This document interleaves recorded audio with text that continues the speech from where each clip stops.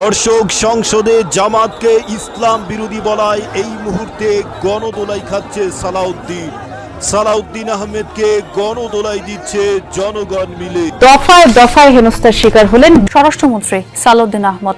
এক পর্যায়ে অবরুদ্ধ হয়ে পড়েন মন্ত্রিসহ স্থানীয় 2 জন সংসদ সদস্য। আর এ নিয়ে জামায়াত ও বিএনপি নেতা কর্মীদের মধ্যে কয়েক দফা হাতাহাতির ঘটনা ঘটে। হামলার শিকার হয়েছে নতুন স্বরাষ্ট্রমন্ত্রী সালাউদ্দিন আহমেদ। জগন্নাথ বিশ্ববিদ্যালয়ের সামনে তার গাড়ি বহরে হামলা ও ভাঙচুর করা হয়। এতে অন্তত 20 নেতাকর্মী আহত হয়েছেন বলে দাবি করেছেন। ঘটনাস্থল থেকে বেশ কয়েকজনকে আটক করেছে পুলিশ। ইসলামী ব্যাংকও ইসলাম না, আমাদের মির্জা ফখরুল ইসলামও ইসলাম না, জামাত ইসলাম ইসলাম না। মানে স্পিকার, জামাত ইসলামীকে জানতে হলে 100 বছরের ইতিহাস জানতে হবে। জামাত ইসলামী কি ইসলামী দল না অন্য কিছু, সেটার ফতোয়া দেওয়ার দরকার নাই। জামাত ইসলামকে জানতে হলে 100 বছরের ইতিহাস জানতে হবে। মানে স্পিকার, ঘাটাঘাটি করে দেখলাম জামাত ইসলামের জন্মই হচ্ছে 1941 সালের 26শে আগস্ট। প্রথমবারের মতো জাতীয় সংসদে বিরোধী দলের দায়িত্ব পালন করছে জামাত ইসলামী ও নবাগত দল জাতীয় নাগরিক পার্টি এনসিপি। জুলাই সনদ, গণভোট, অর্থনীতি, আইন শৃঙ্খলা সহ বিভিন্ন জাতীয় ইস্যুতে সংসদের ভিতরে বাইরে নিজেদের অবস্থান তুলে ধরছে দল দুটি। সরকারের বিভিন্ন সিদ্ধান্তের সমালোচনা এবং বিরোধী দলের প্রতি বৈষম্যের অভিযোগে এরই মধ্যে সংসদ থেকে 4 দফা ওয়াকআউটও করেছে তারা। আমাদেরকে আসলে সেভাবে কথা বলতে দেয়া হচ্ছে না, বিশেষ করে বিভিন্ন নিয়মের বেড়াজালে আমাদেরকে আটকিয়ে দেওয়া হচ্ছে। স্বরাষ্ট্রমন্ত্রী সালাউদ্দিন আহমেদের কারণেই বিএনপির পতন অনিবার্য। কারণ ক্ষমতার মসনদ দখল করার পরই এদেশের জনগণের রায়কে উপেক্ষা করে তাদের ক্ষমতাকে আরও দীর্ঘ স্থায়ী করার জন্য তারা সংবিধানের নানান দোহাই দিচ্ছে। যে কারণেই এই স্বরাষ্ট্রমন্ত্রী সালাউদ্দিন আহমেদের বক্তব্যকে কেন্দ্র করে বিরোধী দল এ পর্যন্ত সংসদ থেকে 4 বার ওয়াকআউট করেছে। এই স্বরাষ্ট্রমন্ত্রী সালাউদ্দিন আহমেদ তিনি বলেন, ফখরুল ইসলাম যেমন করে ইসলাম নয়, জামাত ইসলামও তেমন করে ইসলাম নয়। তাহলে ইসলাম কি? তার মতে ইসলাম হচ্ছে এদেশের খেয়ে এদেশের পরে এদেশের সাথে এদেশের মানুষের সাথে গাদ্দারি করে ভারতের দালালি করা। যে কারণেই ইতিমধ্যে এদেশের তাওহিদি জনতা বুঝে গেছেন, জেনে গেছেন যে এই স্বরাষ্ট্রমন্ত্রী সালাউদ্দিন আহমেদ তিনি এদেশের নয়, এদেশের মানুষের নয়, বরং তিনি ভারতের হয়ে কাজ করছে। যে কারণেই ইতিমধ্যে জনগণের রসানলে এবং তোপের মুখে পড়েছেন এই স্বরাষ্ট্রমন্ত্রী সালাউদ্দিন আহমেদ। দর্শক, বিষয়ের কিছু অংশ ভিডিওর শুরুতে শিরোনামে আপনারা দেখেছেন, বিস্তারিত পুরো ভিডিও জুড়ে। তার আগে আমার একটা অনুরোধ, যারা আমাদের চ্যানেলে নতুন আসছেন চ্যানেলটি সাবস্ক্রাইব করে ওয়াল ক্লিক করে বেল আইকনটি বাজিয়ে দিন। দর্শক, চলুন দেখে আসি সংসদে স্বরাষ্ট্রমন্ত্রী সালাউদ্দিন কি এমন বক্তব্য দিয়েছেন যে কারণে তিনি ইতিমধ্যে তোপের মুখে পড়েছেন এবং তার বক্তব্যকে কেন্দ্র করে বিরোধী দল ওয়াকআউট করেছে। ভিডিওটা অত্যন্ত গুরুত্বপূর্ণ, তাই ধৈর্য ধরে একটি লাইক এবং পুরো ভিডিওটা শেষ পর্যন্ত দেখতে থাকুন। কালকে আমাদের মাননীয় সংসদ সদস্য শাহজাহান চৌধুরী বললেন আজকাল ফতোয়া নেওয়ার জন্য হাটহাজারী, পটিয়া এবং লালবাগে যেতে হবে। কোথায় যেতে হবে? সংসদে। কার কাছে? স্বরাষ্ট্রমন্ত্রীর কাছে। কয় মুফতি টুফতি আর লাগবে না, আর একটা কি যেন বলেছেন, ডট ডট দিয়েও বলেছেন। তবে আপনারা কি রকম ইসলামী দল সেটা একটু বলবো। আমি বলেছিলাম জামাত ইসলাম মানে ইসলাম না, ইসলাম ডিফারেন্ট। কিন্তু আপনি কালকে বলেছেন জামাত ইসলাম ইসলামী দল এবং জামাত ইসলামকে জানতে হলে 100 বছরের ইতিহাস জানতে হবে। মানে স্পিকার, ঘাটাঘাটি করে দেখলাম জামাত ইসলামের জন্মই হচ্ছে 1941 সালের 26শে আগস্ট। মৌলানা সৈয়দ আবুল আলা মওদুদী তখন ব্রিটিশ ভারতের লাহোরে ইসলামিয়া পার্কে একটা সম্মেলনের মাধ্যমে এটা জন্ম দেয়। তা এখন তো 84 বছর বয়স। যাই হোক, এই 100 বছর তো নাই, এখন 84 বছর। 100 বছর হইতে হইতে আমি অন্তত বাঁচবে বলে মনে হয় না। তা এখন বলে বলি, এখানে বালাকোট, এখানে নাই জনাব, এখানে আমি বলি।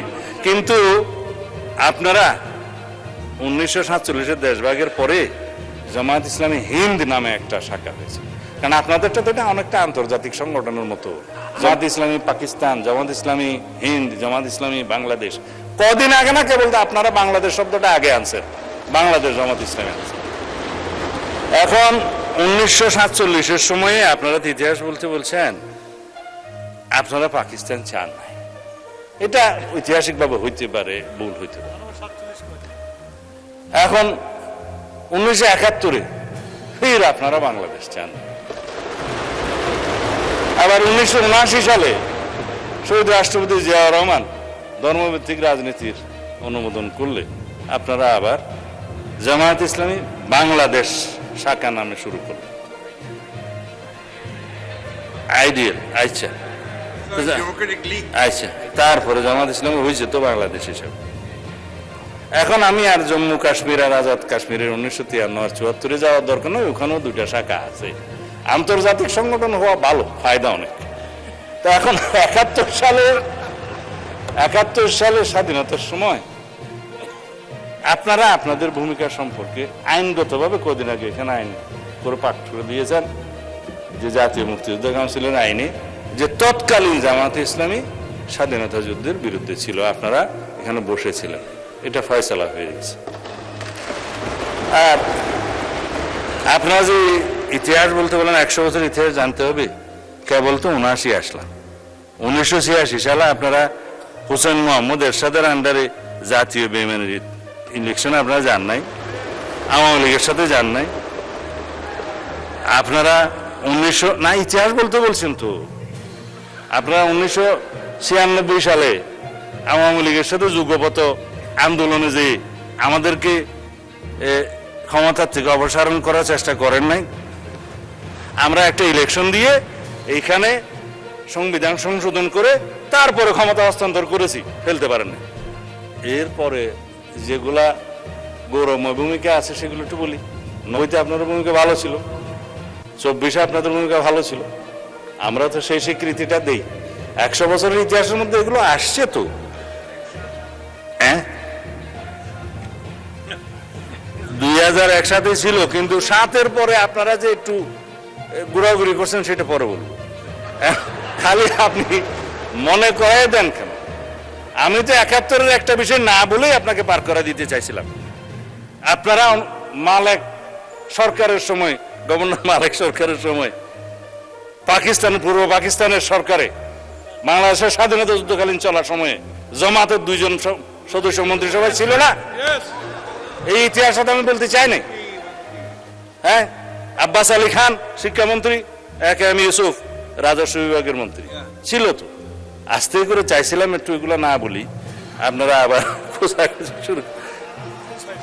শাহ আজিজকে তো আমরা বুক ফুলে বলি, শাহ আজিজুর রহমানকে আমরা প্রধানমন্ত্রী বানাইছে আমাদের শহীদ রাষ্ট্রপতি জিয়াউর রহমান। অসুবিধা কি আমরা তো স্বীকার করি। হ্যাঁ হ্যাঁ, জামাত ছিল না তো, জামাত ছিল না। ঠিক আছে, সেই ডিবেট আপনারা করবেন, সেই ডিবেট আপনারা করবেন ফ্রম ইউর সাইড, আমরা করব না। তারপরে আপনি বললেন যে জামাত ইসলাম ইসলামী দল। ভাই সব, জামাত ইসলাম ইসলামী দল আপনারা যখন বলছেন, অবশ্যই তো কি রকম ইসলামিক দল একটু পোস্টমর্টম করি। এইটা হচ্ছে আপনাদের নির্বাচনী ইশতেহার দলিল। এটার মধ্যে 93 পৃষ্ঠা আছে, খুব রঙিন রঙিন পেজ, দেখতে খুব সুন্দর। এখন আপনারা এই পূর্ণাঙ্গ বইয়ের কোথাও কি আপনারা বলেছেন যে আমরা শরিয়া ব্যবস্থা জারি করব, শরিয়া ভিত্তিক রাষ্ট্র ব্যবস্থা করব? করেন না। কথায় আছে পিপিলিকার পাখা গজায় মরিবার তরে। আমাদের বাংলাদেশের নতুন স্বরাষ্ট্রমন্ত্রী সালাউদ্দিন আহমেদের পরিণতি এবং তার অবস্থা আমরা ঠিক তেমনই দেখছি। কারণ তিনি নিজেকে নিজে প্রধানমন্ত্রী মনে করেন এবং তিনি সংসদে যেই আলোচনা, যে বক্তব্য রাখেন, তিনি নিজেই সব ধরনের মন্ত্রিত্বের দায়িত্ব পালন করেন এবং তিনি নিজেকে একজন সংবিধানী সালাউদ্দিন আহমেদ বলে দাবি করেন। ইতিমধ্যে দেশের মানুষ তাকে সংবিধানী সালাউদ্দিন আহমেদ বলেই জানত এবং চিনত। কিন্তু এখন তিনি নিজেকে আবার নতুনভাবে মানুষের সামনে তিনি নিজেকে নতুনভাবে প্রেরণ করেছেন। তিনি বলেন যে আমরা হচ্ছি কোট টাই পরা একজন মাওলানা এবং নিজেকে তিনি মাওলানা বলেও মহান সংসদে দাবি করেছেন। এবং তিনি বলেছেন যে ফখরুল ইসলাম ইসলাম নয়, ইসলামী ব্যাংক ইসলাম নয় এবং জামাত ইসলামও তারা ইসলাম নয়। তাহলে ইসলাম কি? ইসলাম বলতে তারা কি বোঝাতে চাচ্ছে?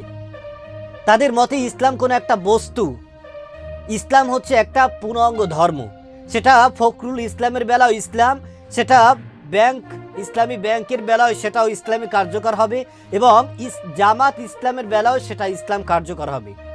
কিন্তু তার মতে তিনি বুঝাতে চাচ্ছেন যে ইসলাম বলতে কোনো ইসলামই নয়, ইসলাম এটা একটা বস্তু, এটা একটা ক্ষেত্রেই শুধুমাত্র ব্যবহার হবে। অথচ একটা মানুষের রাষ্ট্রীয়ভাবে, তার পারিবারিকভাবে এবং তার রাজনৈতিকভাবে সর্বক্ষেত্রেই কিন্তু তার ইসলাম মর্যাদা দিয়েছে। সুতরাং সর্বক্ষেত্রেই কিন্তু আমাদের ইসলামকে ব্যবহার করতে হবে এবং ইসলাম অনুযায়ী আমাদেরকে কিন্তু চলতে হবে। কিন্তু এই স্বরাষ্ট্রমন্ত্রী সালাউদ্দিন আহমেদ একটা কথাই বারবার বলছেন যে ইসলামী ব্যাংক ইসলাম নয়, ফখরুল ইসলাম ও ইসলাম নয়। তার ভাষ্যমতে হয়তো ইসলাম এটাই হতে পারে যে এদেশের খেয়ে, এদেশের পরে, এদেশের মানুষের সাথে, এদেশের সাথে গাদ্দারি করে ভারতের পক্ষ হয়ে দালালি করা এবং ভারতের পক্ষ হয়ে কাজ করাই হয়তো তার ভাষ্যমতে ইসলাম হতে পারে। তিনি নিজেকে একজন মুফতি দাবি করেন। সংসদে এত বড় একজন ফতুয়াদারি স্বরাষ্ট্রমন্ত্রী সালাউদ্দিন আহমেদ, তিনি এতদিন সংবিধানে থাকলেও এখন তিনি একজন ফতুয়াবাজ স্বরাষ্ট্রমন্ত্রী সালাউদ্দিন আহমেদ।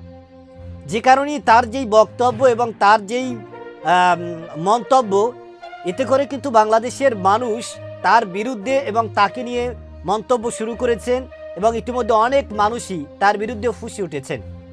কারণ এদেশের প্রায় 70% মানুষ গণভোটের পক্ষে ভোট দিয়ে তারা গণভোটকে জয়যুক্ত করেছেন।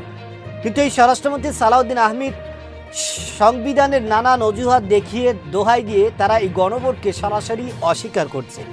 গণভোটকে অস্বীকার করা মানেই হচ্ছে এদেশের গণরায়কে অস্বীকার করা, এদেশের মানুষের